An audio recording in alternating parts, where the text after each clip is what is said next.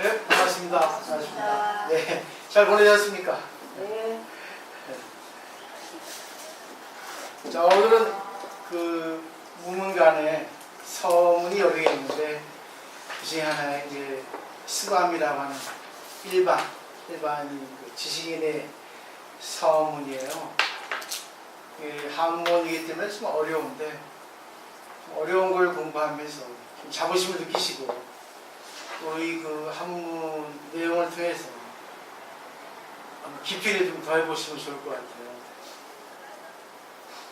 처음에는 이제 한문 원문을 읽고 그 다음에는 이제 축자 번역, 그 글자에 따라서 번역하는 걸 해보도록 하겠습니다. 스밤의 서, 스밤이라고 하는 사람의 서, 서문이죠. 단서 실마리. 설도 무문 진대지인 득입 되어 있거든요. 그러니까 설도 무문 요것을 보면 설도, 도를 설하는데 도가 무문, 문이 없다고 하는 것을 말한다면 진대지, 진자는 다진이에요. 그러니까 진대지, 대지는 온 땅, 이는 사람이죠. 진대지는 온 나라 사람들이 득입, 득자는 가는 공사거든요. 영어의 캔처럼 들어갈 수 있다는 거죠. 그러니까 무문이라고 하는 것을 설하면 거기 못 들어갈 사람이 뭐냐? 문이 없는데 다 들어갈 수 있겠다 그거겠죠. 대구죠. 설도유문 무아섭은. 근데 도를 설하는데 도는 문이 있다. 그렇게 말한다면 무아사분, 아사분이 없다. 그래서 아사는 아사리, 그러니까 스승, 선지식의 몫이 필요 없다는 거죠. 아니 문이 있는데 문이 있기 때문에 그 문으로 들어가면 되는데 인도자가 뭐가 필요 있겠냐. 참 멋지게 글을 썼어요. 무문이라 하면 다 들어갈 수 있고 유문이라면 인도할 사람 필요 없다고 그러죠. 가르쳐줄 사람 필요 없죠. 말은 맞는데 단어적인 표현이 너무 많습니다. 제일 강첨 기계 주각 대사 립상 정리를 했어요. 제1은 우선 먼저 일단 강이라는 것은 억지로 첨가한다는 거죠. 뭐를? 기계 몇 가지의 주각을 더한다는 겁니다. 그러니까 이 스밤이라는 사람이 여기서 자기가 몇 가지 어떤 거기에 자기 분도덕이 얘기를 덧붙이겠다. 근데 그게 대사 립상 정립이라는 겁니다. 대사 크게 갔다. 뭐하고 립상. 립상이라는 것은 삿가 뒤에 삿갓을 쓰는 것과 같다는 거죠. 크게 갔다. 필요 없는데 내가 필요 없는 짓을 하고 있다. 이 경선입니다. 반어적인 표현이에요. 경려, 수봉, 찬양, 우시, 건죽, 교죽 되어있어요. 또 경이라는 건 굳게 매우 간절하게 수봉, 나에게 수봉은 이제 옹자는 이제 그 존칭이죠. 스바몽에게, 그러니까 자기에게 찬양을 요하는데 찬양이라면은 무문간에 대해서 조금 써주세요. 당신의 어떤 그런 견해를 이렇게 요하는데 우시 건죽의 집을 을자 잘못됐네요. 교. 또 이것은 건죽 마른 대나무에 집을 짜내는 것과 같다. 집을 쥐어 짜내는 것 같다. 집 마른 대나무 짜봐야 집이 나오겠습니다. 실제는 이다 그러죠. 저득, 저사유번.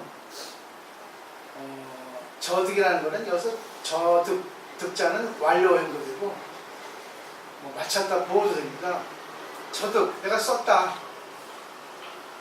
저사, 저자는 이 저자입니다. 사자는 조그만, 이 조그만 효번을 썼다. 내가 아주 이런 조그만 작은 미미한 얘가 효번, 그래서 효번이라는 것은 이 효자는 사자가 표현하는 건데 일설에는 군더더기 말이라고 그러죠. 애들 속이는 말.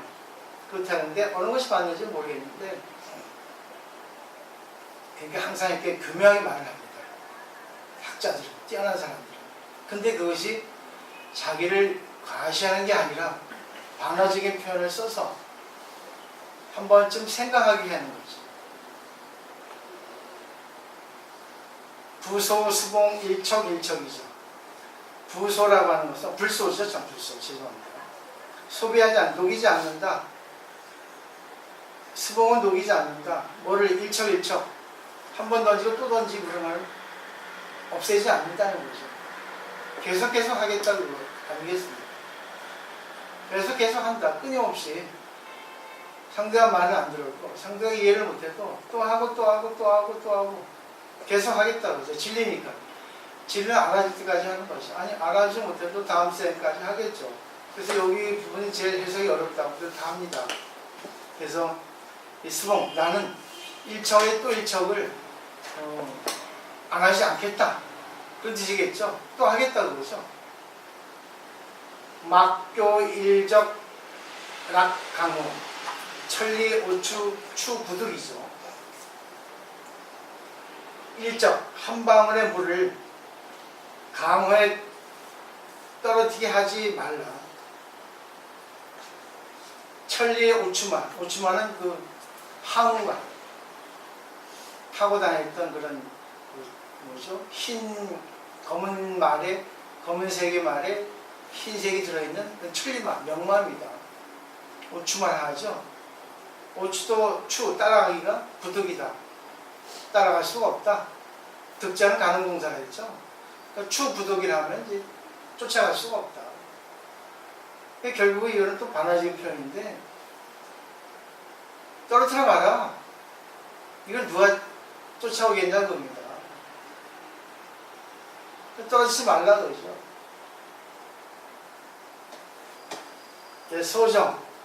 소정은 이제 송나라 때 여름입니다.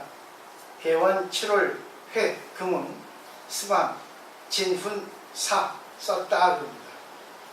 그러면 대부분 주가 있죠. 스밤 진훈이라는 사람은 송나라 사기 번 423에 정기가 있죠. 송나라 영종 또 송나라 이종 두 임금에 걸쳐서 많은 그런 역할을 한 분이에요. 아주 문인이고 또 정치인이기도 하고 그렇습니다. 그럼 이제 아사는 대선지시라고 제일이라는 것은 최고라는 뜻이지만 그래서 제일 첫 번째 우선 먼저 일단 수봉이라는 것은 옹자부대이기 때문에 수밤의 자칭 건축 교주 그 다음에 효번이라는 건 여기 일절에 학 시끄러운 소리 필요 없는 그러니까 말을 시끄럽게 하는 사람은 필요 없는 군더더기 말이거든요. 오추인데 우추가 되어 있네요. 그 다음에 이제 현대어를 좀 질환이 조금 남아서 지면이 제가 번역을 했어요. 불때에 들어가는 특정한 문은 없다고 설하면 인류는 누구라도 그곳에 자유를 들어갈 수 있을 것이고 일정한 문이 분명히 있을 것이라고 설하면 특히 선지수의 자격을 필요로 하지 않을 것이다.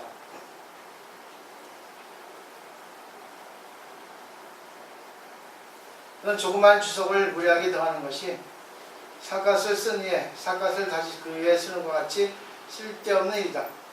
쓸데없이 내가 쓰는데 사실은 그게 아니죠. 이 48칙을 전부 읽어보고 무문이라고 하는 것에 대해서 쓴 겁니다. 그러니까 문이 없기 때문에 놀아줄 수 있다. 근데 문이 없지만 자기 문을 만들어야 된다는 거죠. 자기의 문을 만들지 못하고 남의 문 따라 들어가는 사람이 많아요. 주체성 없이 비교분별해서 자기가 만든 사람 따라갑니다. 근데 그건 자기의 인생을 헛되게 소비하는 거죠. 주체성이 있어야 됩니다. 자기가 어떻게 해야 되는가 상황 판단해서 계속 불교에서는 자등명, 법등명이라 하죠. 그 다음에 볼까요? 또 수봉에게 칭양하는 서문을 쓰게 하는 것은 마른 대나무를 쥐어짜 집을 짜내는 것과 같은 것이다. 이런 애들 속에는 책을 쓰는 것은 한번 던지고 또 던져버리는 일도 없다. 계속 하겠죠. 그래도 하겠다. 부디 군더더기 성운의 한 방울을 결코 강호 물속에 던져버리지 않도록 하라. 강호라는 것은 이 세상입니다. 이 군더더기 없는 말이지만 이걸 한번 던져봐라 그겁니다.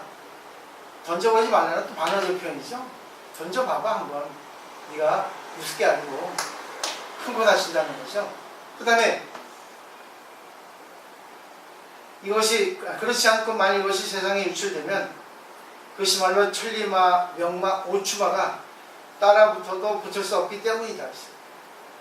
멋지게 썼죠. 당신들이 내가 이렇게 쉽게 쓰는 걸 우습게 아는데 떨어뜨리지 마. 우스운 거리니까. 근데 혹시 만약에 떨어뜨려가지고 잘못 유포되면 아무도 못 쫓아와. 그만큼 어렵다는 겁니다. 공부가 쉽지 않아요, 불교가. 양이것을 목탁 어렵지. 하지만 하다 보면 되는 거다. 이게 쉽지가 않아. 계속 반복이라. 반복은 힘이 된다는 말이 있거든요. 근데 잘 치든 못 치든 관계없이 유명한 밴드도 밴드 구성원을 모을 때 오디션을 봐. 그래가지고 그 사람의 인간성, 그 사람의 성향, 그 사람의 기호, 욕망, 마음가짐 다 본다. 실력까지 들어가서 뽑아. 그러니까 한 팀을 만들었다 하더라도 한 팀이 다 실력이 많은데 불구하고 이상하게 불협화음이 난다는 것은 마음가짐이 맞지 않는다는 거예요. 그렇기 때문에 거기서 리더는 또 밴드 구성원을 교체하기도 하고 아니면 그 경책에서 마음을 조금 바꾸게 하기도 하고 그러는 거예요. 그게 리더라. 어느 것이 옳은지 어느 것이 그런지. 근데 같이 하나의 어떤 곡을 연주해 보면 어느 것이 잘못되는지 딱 듣는 사람은 들리거든. 근데 어떤 사람은 그러거든. 나는 악보들을 쳤습니다. 악보들을 쳐도 그게 정확한 건 없거든. 사람의 느낌 감이기 때문에. 그래서 그 감이라는 게 더 중요한 거야. 악보도 중요하지. 악보는 기본이고 거기에서 밴드 구성원이 어떻게 연주를 하는가, 어떻게 해야지만 가장 아름다운 하모니, 음색이 나오는가를 아는 것은 리더만이 알 수 있어요. 아니지. 일반 다 알 수 있지. 왠지 안 맞거든, 화음이. 옛날에 누구야, 바칼리 한 사람이 텔레비전에서 구성했잖아. 모집했잖아. 합창단을. 그것을 그 사람 뽑는 기준 봐봐. 다 일일이 그 사람에게 면접을 보면서, 실력을 보면서 하나하나 물어보잖아. 그리고 이 사람이 합창단 구성원이 될 수 있나 안 됐나 딱 심사하잖아. 근데 여기서 노래 잘하고 못하고 또 중요하지만 제일 중요한 거는 사람 마음가짐입니다. 호흡이라. 네, 호흡이 맞지 않으면 불협화음이 생기거든. 근데 호흡은 다 틀려. 2초에 한 번 하는 사람이 있고 10초에 하는 사람이 있고 15초에 하는 사람이 있어.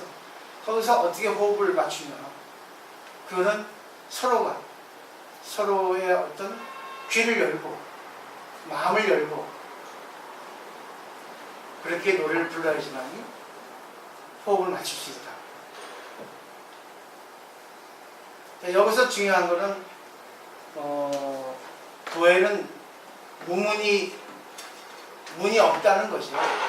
문이 없기 때문에 누구나 들어갈 수 있어. 근데 문이 없는데 왜 못 들어가냐 말이죠. 근데 문이 있다고 얘기를 해준단 말이지.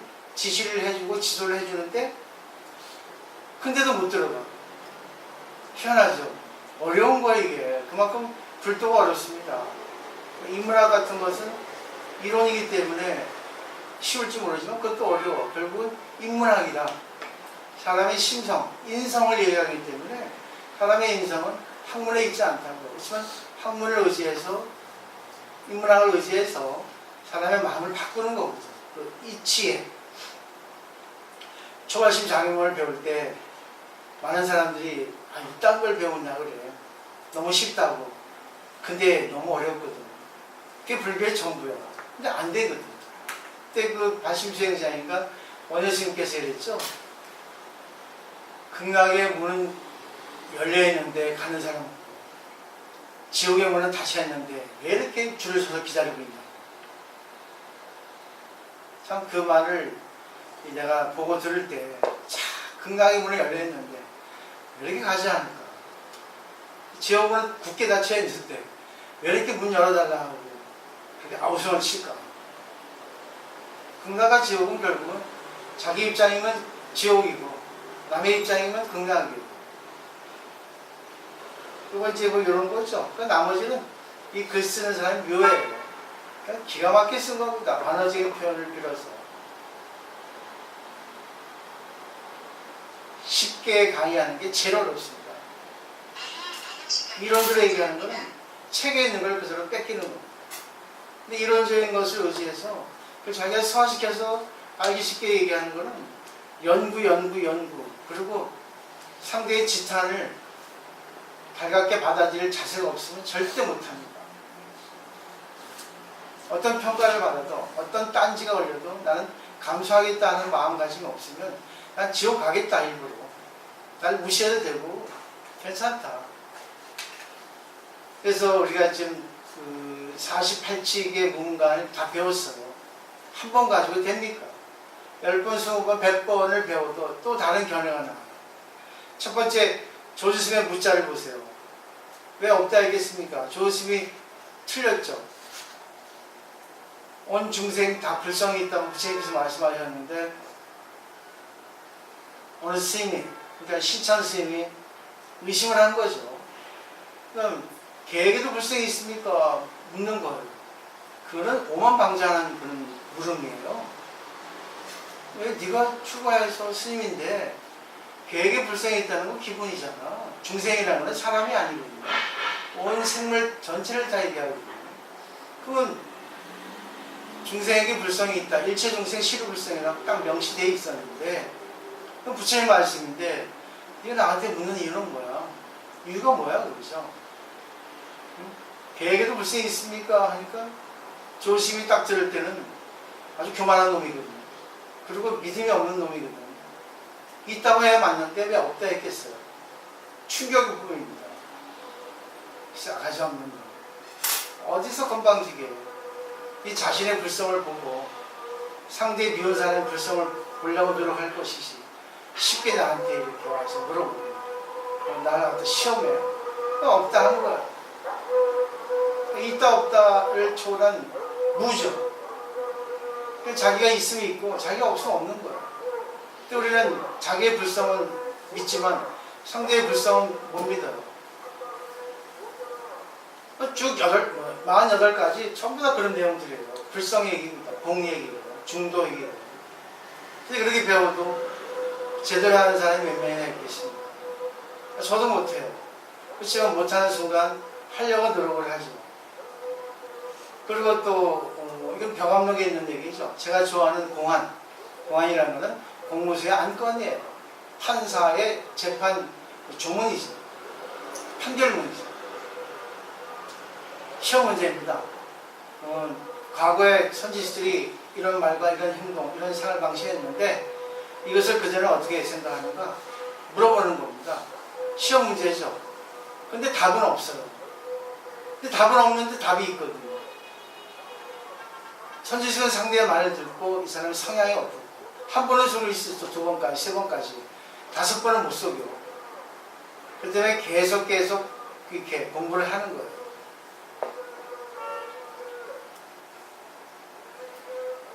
청량원 법안스님이라는 법안 문익 스님이죠.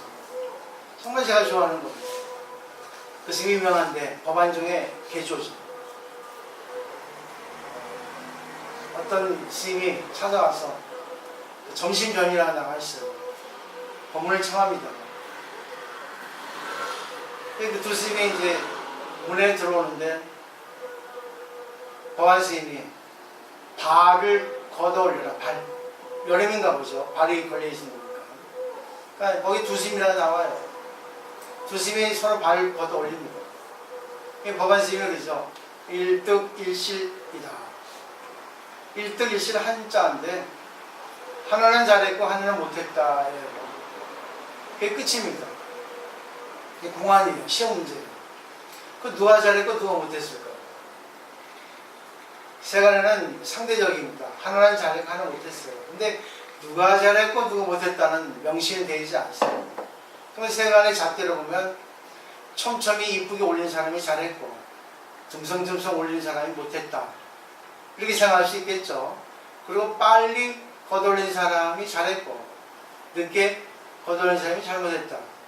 여러 등등등등 잘했다 못했다 하는 것을 세간의 잣대로 의해서 자기 중심의 잣대에 의해서 평하겠죠.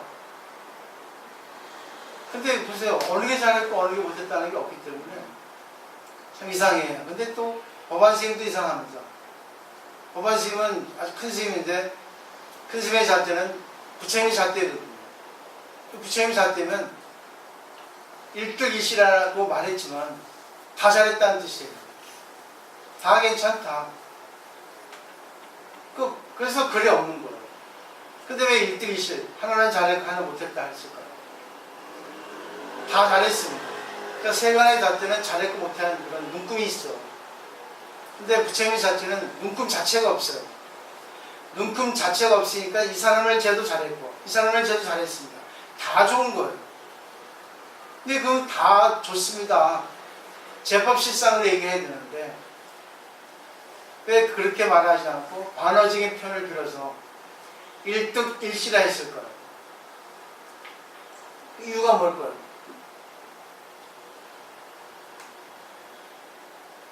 만약에 일득일실하 얘기하지 않고 법안 스님이 다 잘했다 하면은 너무 무책임합니다. 뭐가 잘했습니까? 잘하는 거 아니잖아요. 누가 잘했고 못한 게 있지 않습니까? 너무 무책임하다는 거는 그냥 책임을 회피하는 거 아닙니까? 무책임하지 않습니까?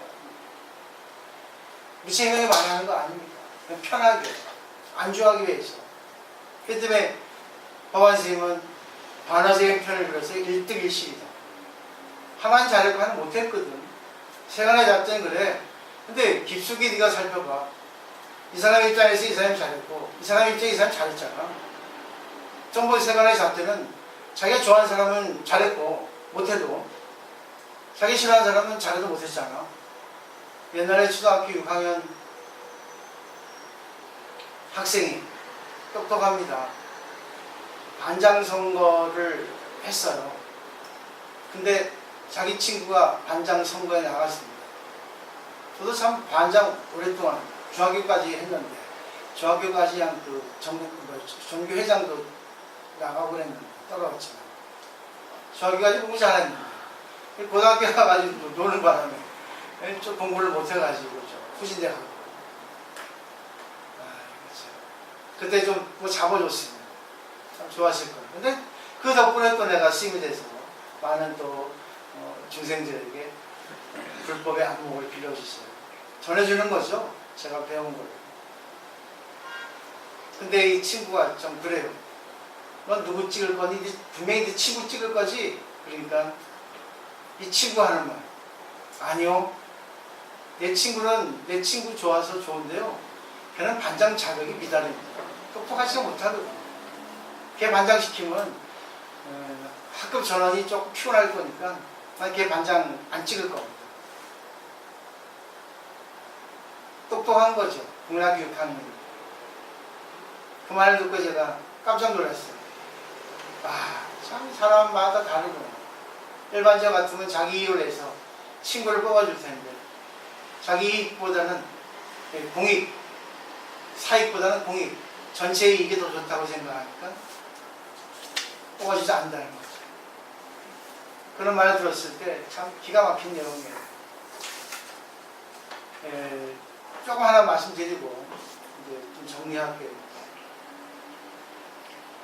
선공안에 이제 우문 강록에 나오는 건데 장공, 끽주, 이공치라고 하는 말이 있습니다. 7글자입니다. 이는 장씨 아저씨가 술 먹었는데 이씨 아저씨가 취한다는 뜻입니다. 제가 좋아하는 글귀죠. 7글자밖에 안 됩니다. 근데 일반적인 해석은 장씨 아저씨가 술 먹었는데 이씨아씨가 취했어. 이심전심이라는 거죠.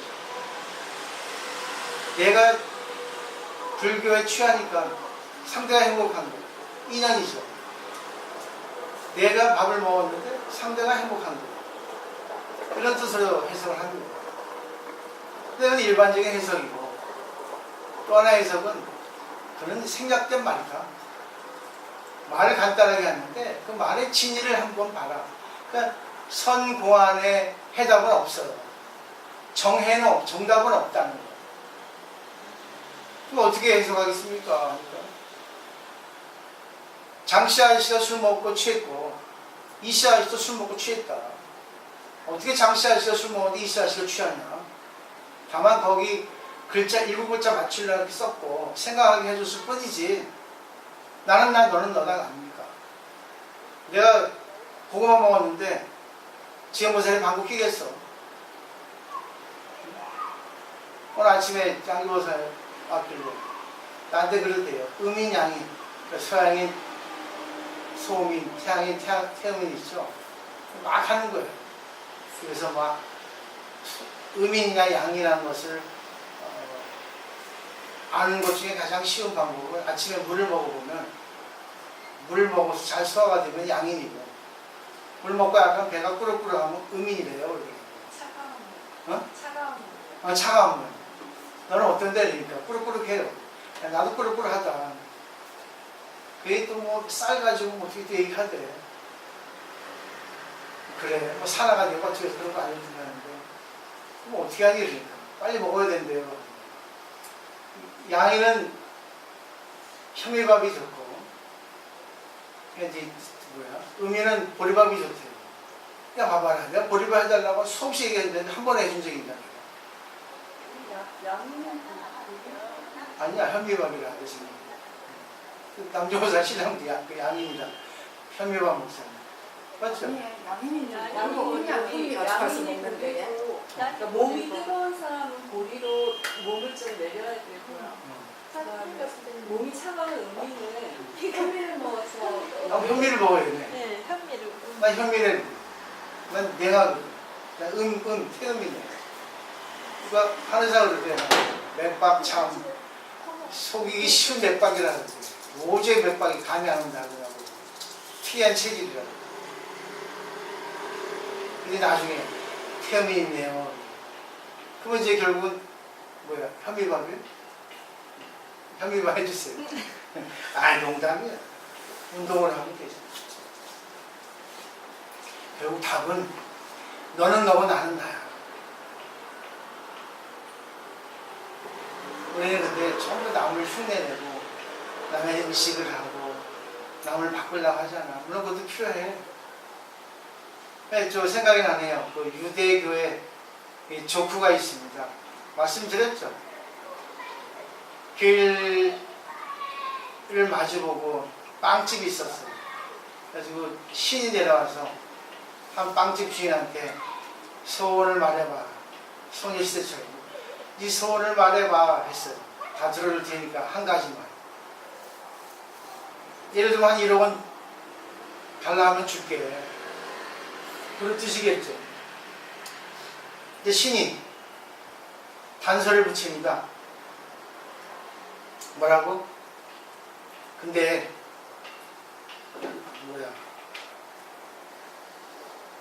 경훈이가 맨 마지막 종료할 때 하라고. 근데 그대에게만 주지 않는다. 공평하게 줄 거야. 근데 그대에게 1억 원 주면 앞집 빵집에는 2억 원을 갈 수밖에 없어. 그게 사랑이야. 그런 식으로 얘기한 거죠. 자, 어떻게 할 건가 하니까 빵집 주인이 가만히 생각하거든요. 리얼하죠. 그러면 저 앞에 그러면 안 좋은 것도 2배입니까? 한 거죠. 그래. 그러면 제 눈 하나 파주세요.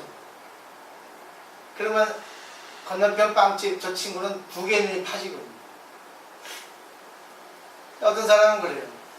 저 앞에 먼저 주고 오세요. 그럼 앞에 먼저 주고 오면 1억 원이고 나는 2억 원이잖아요. 이게 바로 노예근성입니다. 노예는 주체성이 없어요. 항상 보면 뭔가에 속박된, 그냥 감사합니다. 신이 그러신다면 1억 원 주세요. 감사히 받겠습니다. 저 친구 2억 원 가는데 괜찮습니다. 저 친구는 뭐 자기 인원이 2억 원이니까 2억 원 받겠죠. 이게 바로 불교예요. 아니 이게 신의 가르침입니다. 근데 우리는 자기 1억 원에 대해서도 감사가 없고 또 상대 2억 원에 대해서 질투하고 그러거든요. 이게 바로 진리예요. 또 알기 쉽게 말하면 아들이 산수를 못합니다. 근데 그날따라 칩선 받아왔어요. 평소에 뭐 3, 4점 받아왔겠지. 아이고 우리 아들 공부 열심히 했나 보구나. 아이고 공부 열심히 했네. 오늘 그 몇시 갈까 했더니 가만히 무슨 생각이 났는지 평균 점수가 얼마야? 85점. 그럴 줄 알았다. 평균 점수도 못 들어 이러면 자기 자식이 40점에서 70점 올랐으면 됐지. 평균 점수가 85점이든 75점이든 70점이든 65점이든 관계없잖아요. 자기 자식이 성장된 것만 가지고 감사하면 될 텐데 전부 비교분별이에요. 전부 세간의 잣대, 상대적인 개념의 노예가 되잖아요. 그리고 이것도 마찬가지예요. 도에는 문이 없어요. 문이 없는데 왜 못 들어가냔 말이죠. 근데 도에는 문이 있어요. 스님들이 부처님께서 대기설법으로 웅변계학으로 너는 이렇게 마음을 바꾸고 이렇게 살면 행복할 거야. 문이 있다고 가르쳐줘도 못 들어가는 사람이 더 많아요. 근데 이제 지금도 참선하는 사람은 속시 많은데 깨닫는 사람이 일개 반개를 하죠.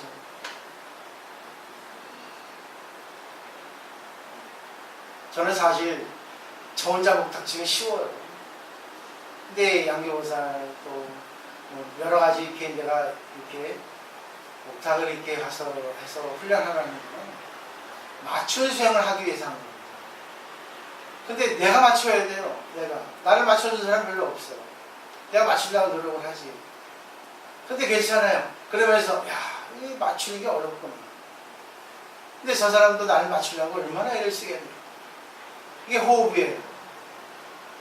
나를 맞추려고 노력하고 나도 상대를 맞추려고 노력하지만 서로가 안 맞아요. 나는 상대를 맞추려고 노력하는데 또 상대는 나를 맞추려고 노력하는데 안 맞거든. 왜 그러겠어요? 그럼 모르겠어요. 왜 그런지. 그래서 수행하는 겁니다.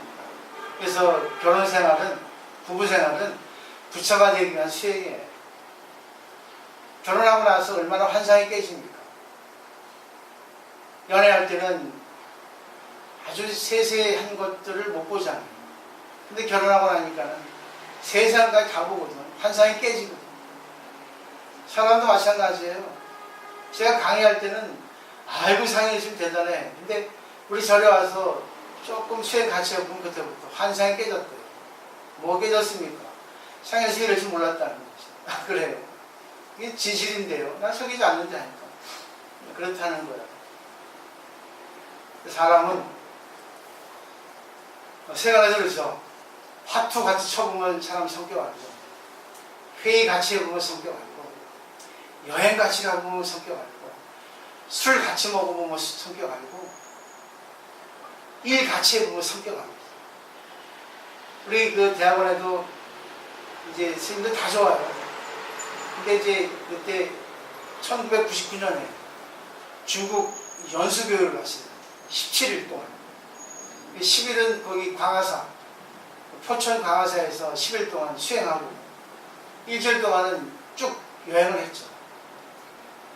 수행할 때는 괜찮아요. 근데 수행할 때도 딱 정해진 시간에 나오는 것도 들쭉날쭉이에요. 나는 무비스미 15분 했는데. 빠리빠리 하는 건 잘하죠. 그렇지만 무비스미 가야 날 좋아했을까? 그냥 기본적으로 한 거 했겠죠. 중생활이 그래요.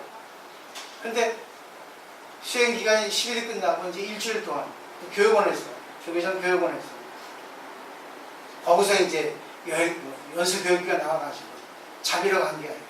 그래서 그때는 조계종의 황태자라고 했죠. 조계 종비로 공부를 하고 연급이 받고 많지는 않지만 또 뭐 연수교육도 보내주고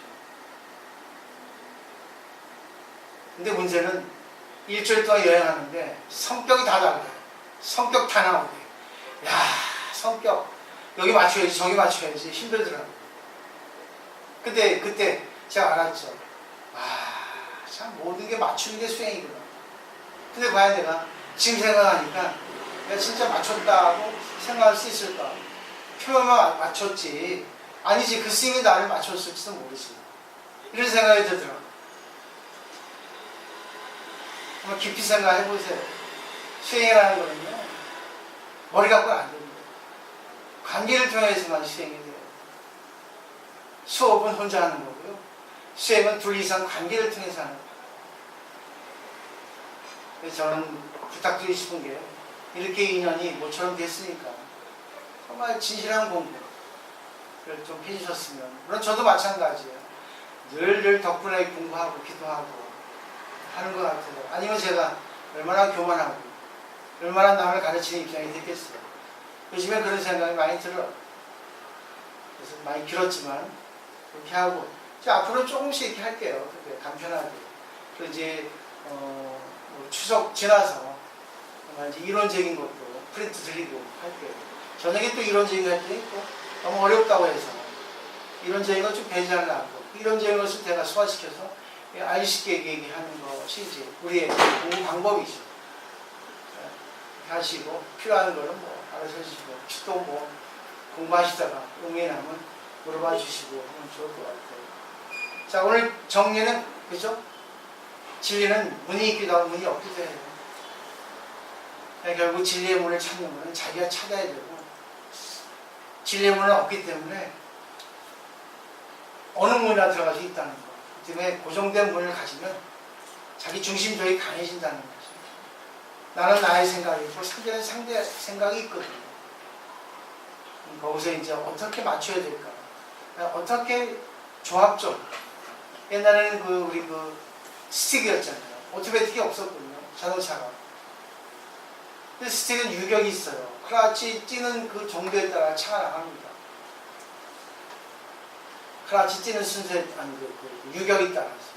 그러니까 빨리 뛰는 것을 좋아하는 사람은 빨리 뛰게 클러치 유격을 맞추거든요. 또 늦게 뛰는 것을 좋아하는 사람은 늦게 뛰는 걸 맞춰요. 근데 요번에 우리 전도사 할 때도 버스 기사가 바뀌었잖아요. 너무 먼 거리니까. 시동 꺼져 먹었잖아요. 아무리 운전 잘해도 그 차의 버스 클러치 유격을 모르니까 시동 꺼트리는 겁니다. 근데 아실 거예요.